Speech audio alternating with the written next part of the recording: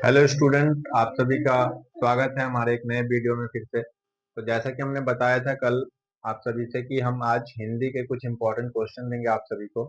तो हमने आज हिंदी के कुछ इम्पोर्टेंट क्वेश्चन लिखे हैं, आप लोग देख सकते हैं। लेकिन सबसे पहले हिंदी में हमने क्या किया है, जो आपके सहायक पाठ है उसमें 3 चैप्टर है, आप लोग जानते हैं। उसमें तीसरी कसम, कर्नासा की हार और जांच अभी जारी, और 3 चैप्टर है और तीनों चैप्टर बहुत बड़े हैं। आप लोग तो पढ़े होंगे, काफी बड़े बड़े चैप्टर है। और इन 3 चैप्टर से ही 3 प्रश्न ही आते हैं, मतलब हर एक चैप्टर से एक एक प्रश्न आते हैं और 3 प्रश्न आते हैं और आपको 2 प्रश्न का उत्तर देना होता है 10 नंबर, 5-5 करके। तो और वो आपके हिंदी के क्वेश्चन पेपर में जब आप माध्यमिक देने जाएंगे ना, तो क्वेश्चन पेपर में 5 में देखेगा, 5 नंबर में ऐसे लिखे रहेंगे कि किन्हीं 2 प्रश्नों का उत्तर दीजिए। 5 into 2 10, 2 प्रश्न करने हैं 5-5 नंबर के, 10 नंबर। और आप लोग समझ सकते हैं कि 10 नंबर बहुत होते हैं। 10 नंबर हिंदी में बहुत ज्यादा नंबर हुए 10। तो इसके लिए मैंने टोटल 8 प्रश्न लिखे हैं यहाँ पे, जिसमें से अगर इस 8 प्रश्न को आप कर लेते हैं तो इसमें से ही 8 में से आप अगर 8 प्रश्न को अच्छे से पढ़ लेते हैं, समझ लेते हैं, याद तो नहीं करना होता है हिंदी में, बस उसको पढ़ के अपने भाषा में लिखा जाता है। तो अगर आप इसको पढ़ लेते हैं, अच्छे से रीड कर लेते हैं, तो इस 8 प्रश्न में से ही आपको 2 प्रश्न मतलब आ सकते नहीं, बल्कि आएंगे ही। ये इसी 8 में से 2 प्रश्न आपके एग्जाम में आएंगे 100%। जिसमें से अगर 2 क्वेश्चन है, जिसमें उस दोनों में से एक तो समझिए आपके पेपर में आएंगे, जो तीसरी कसम कहानी की जो नायिका है हीराबाई का चरित्र चित्रण, हीराबाई और एक हीरामन है, यहाँ पे हीरामन, इन दोनों में चरित्र चित्रण में से एक जरूर आएंगे, या तो हीराबाई या तो हीरामन। दोनों में से कोई एक चरित्र चित्रण आएंगे, हीराबाई या फिर हीरामन में कोई एक चरित्र चित्रण जरूर आए 100%। इसके बाद आपको तो 2 ही प्रश्न के उत्तर करने हैं। तो हीराबाई या हीरामन में से आप एक प्रश्न कर लिए, अब बचा आपको और एक उत्तर करना है। तो उस एक के लिए ही आपको ये सभी प्रश्न को पढ़ने पड़ेंगे, जो बाकी के 6 प्रश्न है इसको। मतलब आप इजिली आसानी से 2 प्रश्न, इस 8 में से ही 2 प्रश्न आसानी से करके आ जाएंगे। तो आप सभी लोग इस क्वेश्चन को कॉपी में नोट डाउन कर लीजिए, ठीक है, अच्छे से, और फिर इसको पढ़िए।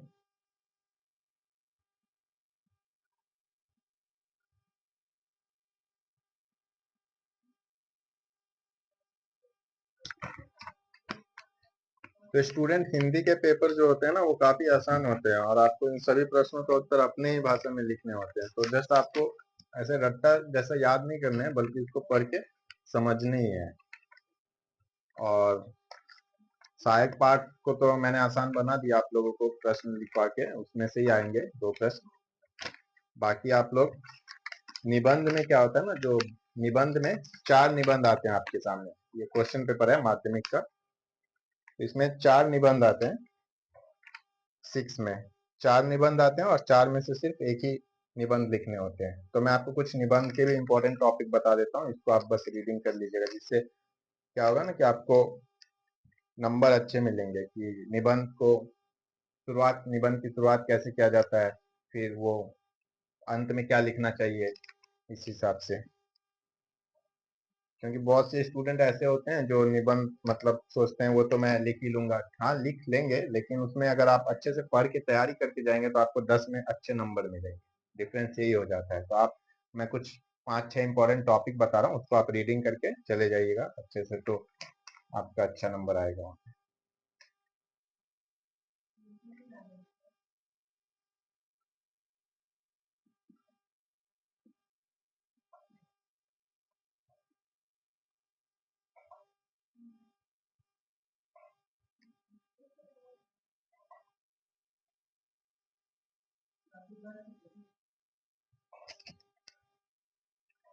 निबंध के बाद स्टूडेंट, जैसा कि 7 में हिंदी में अनुवाद कीजिए आता है, तो वो काफी आसान आता है। अगर आप लोग जैसे बहुत से टॉपिक सुनेंगे, वाटर इज मोस्ट इसेंशियल, या फिर ऑक्सीजन, ट्री गिवर्स, ट्री से रिलेटेड रहते हैं, या स्पोर्ट्स एंड गेम्स, तो ये सभी जो आसान आसान टॉपिक होते हैं, इनसे आप अगर आपके जो हिंदी के जो आपके पास गाइड होंगे उसमें देखिएगा कि बहुत सारे हिंदी से हिंदी में अनुवाद वाले क्वेश्चन है। अगर आप उसमें से रीडिंग कर लेंगे ना तो आपको एक आइडिया मिल जाएगा कैसे लिखा जाता है, और काफी आसान होता है। आप लोगों को तो ट्रांसलेट करने आता ही होगा बहुत से लोगों को। और सबसे लास्ट में जो 8 नंबर है, यहाँ पे दो प्रश्न आते हैं जिसमें एक प्रतिवेदन और एक वार्तालाप होते हैं, और आपको एक ही करने रहते हैं। तो मैं आपको सजेस्ट करूंगा कि आप वार्तालाप लिखिए, क्योंकि वार्तालाप क्या होता है, आसान हो जाता है। वार्तालाप मतलब ये हुआ कि दो लोगों के बीच बातचीत किसी भी एक टॉपिक पे। तो आपके प्रश्न पत्र में जो भी टॉपिक आएंगे उस पे आप लोग दो लोगों के बीच बातचीत लिखना होगा। जैसे इस वर्ष आया था 2025 में, पिछले साल, कि मोबाइल गेम का बच्चों पर प्रभाव विषय, मोबाइल गेम का बच्चों पर प्रभाव। इसमें दो कैरेक्टर हम लोग बना लेते हैं, जैसे राम श्याम, और इसके बाद इसमें लिखते हैं। तो अभी निबंध तो लिखाएंगे, और साथ में बता रहा हूँ कि हिंदी में इसके अलावा जो आपके 1 मार्क्स हैं, एमसीक्यू हैं, ये सब आपको पूरा ही पढ़ना पड़ेगा। बाकी आप लोग जो कहानी है, जैसे चप्पल कहानी, नन्हा संगीतकार, इसमें जितने भी चरित्र चित्रण वाले क्वेश्चन है, कि चप्पल कहानी में जैसे रंगैया का, मास्टर साहब का चरित्र चित्रण काफी इंपॉर्टेंट है, मास्टर साहब का, तो वो सभी आप चरित्र चित्रण करेंगे। साथ में धावक और नन्हा संगीतकार में भी, नन्हा संगीतकार में जेनको का चरित्र चित्रण है, वो भी बहुत इंपॉर्टेंट है। धावक में भंबल दा और साथ में अशोक दा का चरित्र चित्रण। और जितने भी कविता में क्या होता है कि कविता में जो जितने भी मूल भाव हैं, मूल भाव को ही हम लोग सारांश भी कहते हैं, तो मूल भाव से संबंधित जितने भी प्रश्न हैं उसको भी आप लोग पढ़ लीजिएगा।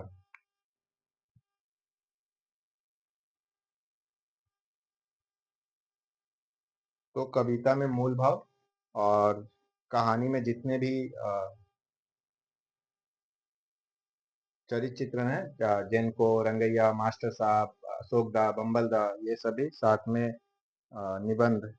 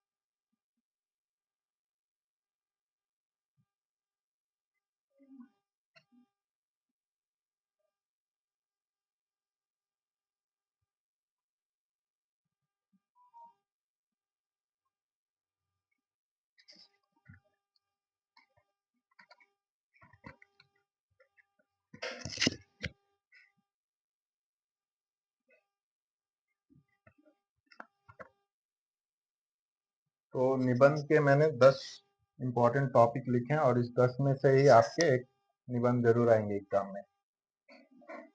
तो 10 निबंध को आप लोग अच्छे से पढ़िएगा और इसको समझिएगा, तो इसमें से ही कोई एक निबंध आएगा। और निबंध तो जानते हैं आपके कि 10 मार्क्स के आते हैं और 10 मार्क्स के आते हैं, जिसमें से सबसे ज्यादा अगर इम्पोर्टेंट देखेंगे तो ये है इंटरनेट वरदान या अभिशाप, सबसे ज्यादा इम्पोर्टेंट। और दूसरे नंबर पे छात्र जीवन में अनुशासन का महत्व, ये दोनों बहुत इम्पोर्टेंट है।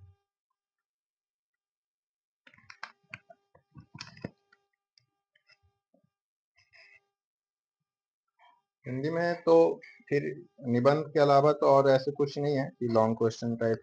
बाकी आप लोग जो मैंने बोला था व्याकरण को कराऊंगा, जितने भी व्याकरण में 4 टॉपिक है, कारक, समास, वाक्य और वाच्य, वो आपको चारों टॉपिक एक ही वीडियो में अच्छे से मैं समझा दूंगा, उसको ट्रिक के साथ कि कैसे आप कारक, समास, वाक्य और वाच्य को आसानी से कर सकते हैं। मतलब किसी भी टाइप का अगर क्वेश्चन आए तो उसको आसानी से कैसे कर सकते हैं, तो वो मैं एक वीडियो में चारों टॉपिक को कवर कर दूंगा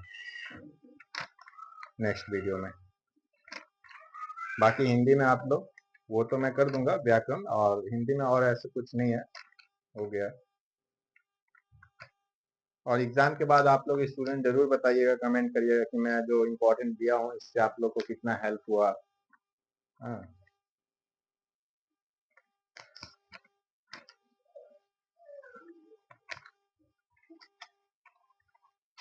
तो स्टूडेंट नेक्स्ट वीडियो में हम हिंदी व्याकरण को कवर करेंगे और साथ में लाइफ साइंस के इम्पोर्टेंट क्वेश्चन को भी आप लोगों के सामने देंगे। तो आज के लिए बस इतना ही, और अगर ये वीडियो अच्छा लगे तो आप लोग अपने दोस्तों के साथ इसे शेयर कीजिए ज़्यादा से ज़्यादा, और हमारे चैनल को सपोर्ट कीजिए, लाइक कीजिए, सब्सक्राइब कीजिए।